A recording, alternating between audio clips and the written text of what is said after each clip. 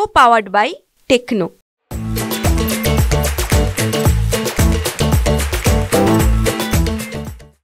Maharashtra Pradesh Congress committee के सम्माननीय अध्यक्ष, विदर्भाचे भूमिपुत्र आणि आम्हा सर्वांचे लाडके नेते आदरणीय नानाभाऊ पटोलेजी, या आढावा बैठकीच्या निमित्तानं या ठिकाणी आवर्जून उपस्थित असलेले अखिल भारतीय कांग्रेस कमिटी द्वारा नियुक्त सहप्रभारी महाराष्ट्राचे आदरणीय श्री कुणाल चौधरी जी, ज्यांच्या अध्यक्षतेखाली आणि नेतृत्वात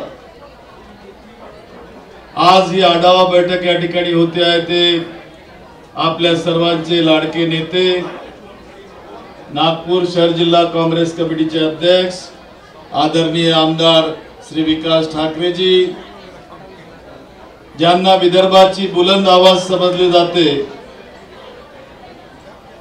ते राज्याचे पूर्व मंत्री आदरणीय डॉक्टर सतीश बाबू चतुर्वेदी जी, पूर्व मंत्री आदरणीय डॉक्टर अनीस अहमद जी, सन्माननीय आमदार विधान परिषद आम्हा सर्वांचे चांगले कार्यकर्ते अभिजित वंजारी जी, मंचकावर उपस्थित प्रदेश कांग्रेस कमेटी, सेवा दल, युवक कांग्रेस, महिला कांग्रेस, सर्व कांग्रेस पक्षाचे नेते, पदाधिकारी, बंधू भगिनी आणि मित्रांनो,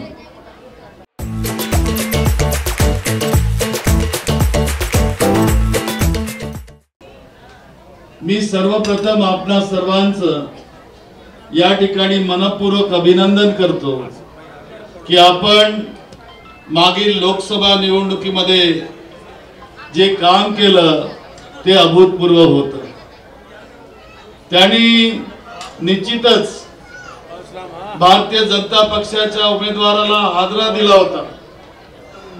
जो उमेदवार या ठिकाणी सांगत होता की मला फिरायची गरज नाही, मी कुणाला मत मागणार नाही, त्याला सडकेवर आणण्याचं काम जर कुणी केलं असेल तर आपले तेव्हाचे उमेदवार विकास भाऊ ठाकरे यांनी केलेलं आहे. आणि ते सगळं जे घडलं ते तुमच्यामुळे घडलेलं आहे, तुमच्या एकीमुळे घडलं, तुमच्या एकतेमुळे घडलं, हे विसरता येत नाही. आणि थोडीशी मेहनत जर आपण घेतली असती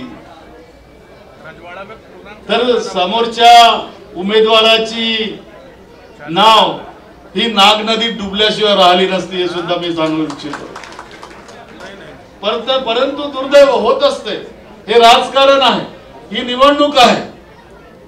या निवडणुकीने अनेक हादरे पाहिले, अनेक लोक पाहिलेले आहेत. 1978 साली जेव्हा देशामध्ये इंदिराजींची सरकार पाडण्यात आली, त्यावेळेला आमच्या नेत्या इंदिराजींसोबत जर कोणी उभा होता तर हाच विदर्भ या ठिकाणी उभा होता, दुसरा कोणी नाही.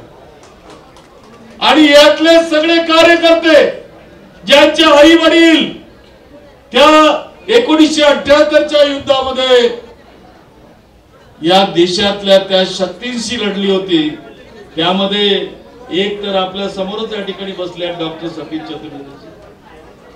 आम्ही जेल भरो आंदोलन त्या ठिकाणी झालं, जेल मध्ये आम्ही जाऊन आलो. आणि पुन्हा एकदा 1980 साली या राज्यामध्ये काँग्रेस पक्षाची सत्ता परत आली. आणि ती सत्ता परत आल्यामुळं देशातली सुद्धा सत्ता परत आली, हे सुद्धा लक्षात घेतलं पाहिजे. तर हे ते नागपूर आहे. नागपूरला देशाचं हृदयस्थान समजलं जातं, परंतु नागपूरचं हृदयस्थान जर कोणतं असेल तर ते मध्य नागपूर. आणि त्या मध्य नागपुरात नानाभाऊ आपण बसलो आहे. आणि जेव्हा आपण मध्य नागपूरची चर्चा या ठिकाणी करतो तेव्हा संविधानाची आठवण सुद्धा या ठिकाणी आपल्याला येते की संविधानाने या ठिकाणी जे म्हटलेलं आहे की by the people, of the people, for the people, लोकांचं, लोकांसाठी आणि लोकांकरिताच राष्ट्र. मला या ठिकाणी यायला उशीर यासाठी झाला की गेल्या 15 वर्षामध्ये नागपूर महानगरपालिकेवर भारतीय जनता पक्षाचं राज्य आहे. RSS ची विचारधारा त्या माध्यमातून चालवली जाते आणि त्या लोकांनी आज या देशाचं जे प्रतीक आहे राष्ट्रध्वजावरील अशोक चक्र, त्याचा अपमान या ठिकाणी नागपूर शहरात केला. आकाशवाणी चौकामध्ये जे होर्डिंग उभं होतं त्या होर्डिंग वर अशोक चक्र काढलेला होता आणि त्याच्यावर झाडू दाखवण्यात आला आणि ती तक्रार पोलीस स्टेशन मध्ये जाऊन मी केली स्वतः जाऊन आता. आणि त्यामुळे या ठिकाणी यायला आम्हाला उशीर झाला. एका देशाच्या प्रतीकाचं मानचिन्हाचं अपमान, ज्याला या देशाच्या संविधानाने महत्व दिलं, त्याचा अपमान जर या ठिकाणी होत असेल तर त्याचा बदला या ठिकाणची काँग्रेसच नव्हे, या नागपूर मधली सर्व जनता, विदर्भातली जनता आणि महाराष्ट्रातली जनता घेतल्याशिवाय राहणार नाही, हे सुद्धा मी या ठिकाणी सांगू इच्छितो. हे विसरता कामा नये आपण. गेल्या वर्षभर आमचे नेते राहुल गांधी यांनी भारत जोडो यात्रा या देशात केली, भारत जोडो न्याय यात्रा या देशात केली आणि लोकांना सांगितलं की या देशाच्या प्रत्येक नागरिकाला न्याय मिळाला पाहिजे. या देशामध्ये जे संविधान आहे त्याचे विचार या देशामध्ये रुजले पाहिजेत आणि त्या रीतीने त्यांनी मागील लोकसभा निवडणूक नानाभाऊच्या नेतृत्वात आपण अख्ख्या महाराष्ट्रामध्ये संविधानाच्या नावावर लढलेली आहे आणि त्यामुळे या ठिकाणी विजय आमचा झालेला आहे, हे सुद्धा लक्षात ठेवलं पाहिजे.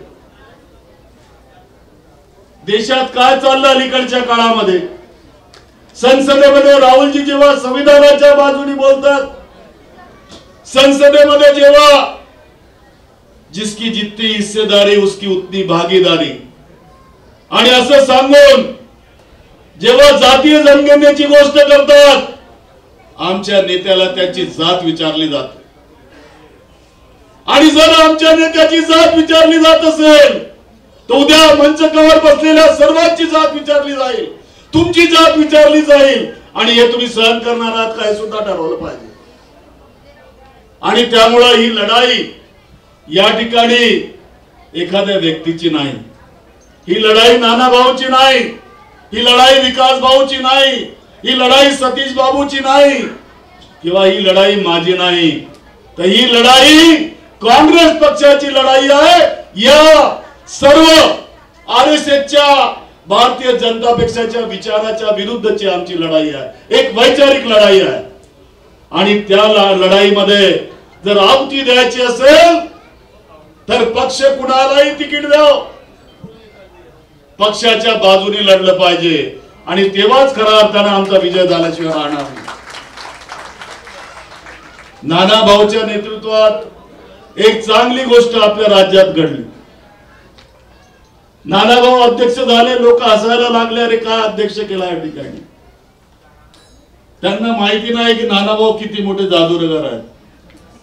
जितकी उंची तितकाच विचार आहे त्यांचा आणि त्यांनी जे चमत्कार या राज्यात घडवला त्या चमत्काराची सुरुवात जर नानाभाऊ कुठून झाली असेल तर या नागपूर शहरातनं झालेली आहे.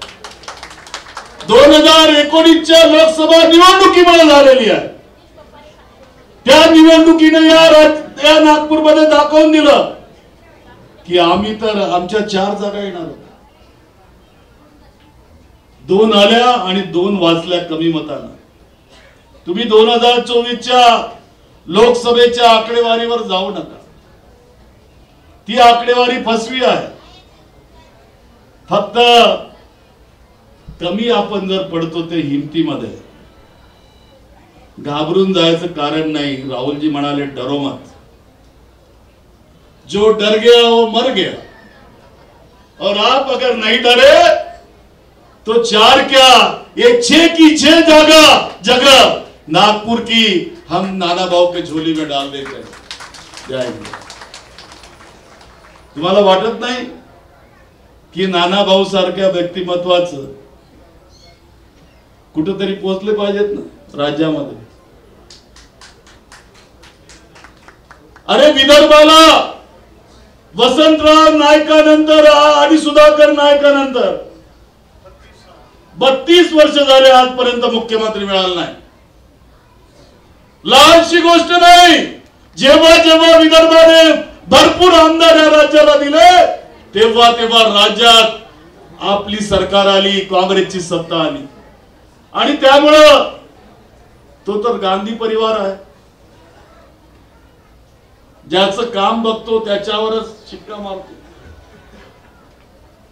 आणि विदर्भाची माती तो परिवार विसरल्याशिवाय राहणार नाही हा विश्वास मी या ठिकाणी आपल्याला देऊ इच्छितो. फक्त गफलतीत राहू नका.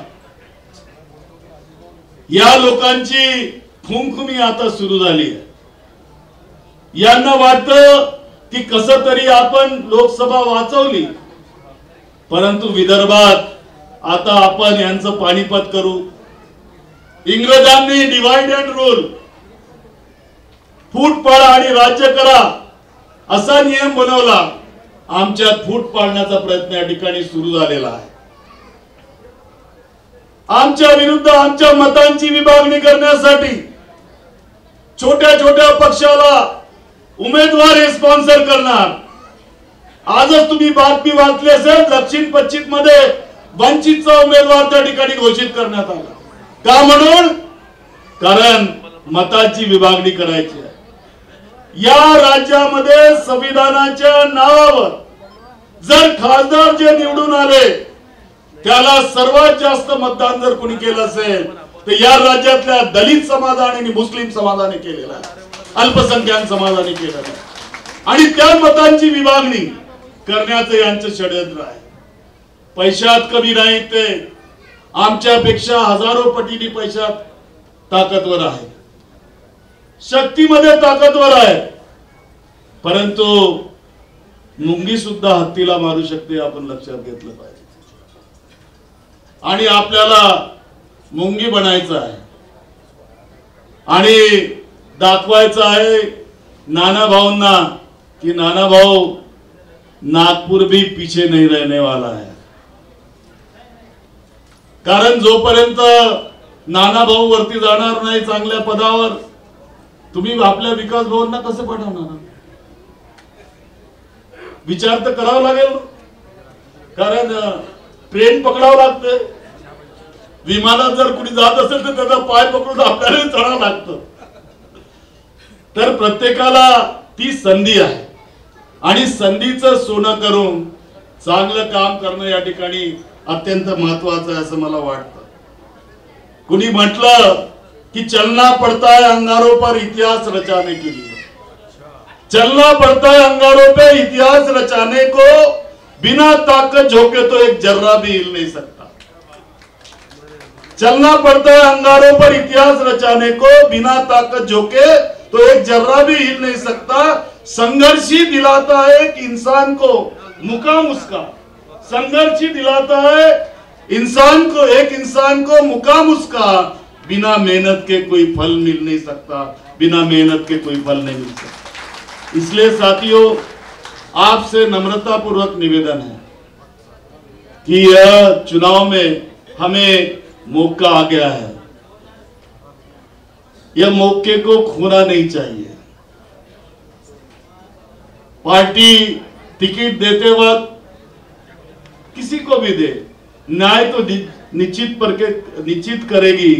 यह विश्वास नानाभाऊ की तरफ से मैं आपको दिलाना चाहता हूं. किसी पे अन्याय नहीं होगा. कोई अपने भाई को, अपने बहन को, अपने बेटे को टिकट नहीं देगा. तो जो कार्यकर्ताओं ने बुरे समय में कांग्रेस के साथ दिया है उनको यहां पे टिकट मिले बगैर नहीं रहेगी. यहां एक अच्छा काम चल रहा है. नागपुर महानगर पालिका में जिस ढंग से भारतीय जनता पार्टी का एजेंट बनकर नागपुर में काम करने की कोशिश की, उसके खिलाफ कई नेता हमारे सड़क पर आए. विकास भाव ने सिग्नेचर कैंपेन करवाया कुछ मतदार संघों में, विधानसभा क्षेत्र में. तो कई लोगों ने मोर्चे निकाले, विकास भाव ने भी खुद लड़ाई लड़ी है महानगर पालिका के साथ। और लोग जानते हैं कि इन्होंने कांग्रेस के निर्वाचन क्षेत्र को बर्बाद करने की कोशिश की है, लेकिन जनता पहचानती है की काँग्रेसचे कार्यकर्ते हे आपले आहेत, आपल्यासाठी लढतात। त्यामुळे काळजी करण्याचं काही कार्यक्रम नाही, काळजी करू नका। नागपूरची जनता आपल्या सोबत भक्कमपणाने उभी राहणार आहे। तुम्ही लोकांमध्ये जाऊन चर्चा करा, जरा विचारा, लोक तुम्हाला सांगतील की अब की बार काँग्रेस की सरकार। हा विचार आता राज्यामध्ये आलेला आहे, नागपूर शहरातही आलेला आहे। आपण सर्वांनी तितक्याच हिमतीने, तितक्याच ताकदीने नाना भाऊ आणि विकास भाऊच्या पाठीशी खंबीरपणाने उभं राहावं ही विनंती या ठिकाणी करतो आणि थांबतो। धन्यवाद। जय भीम। को पावर्ड बाय टेक्नो।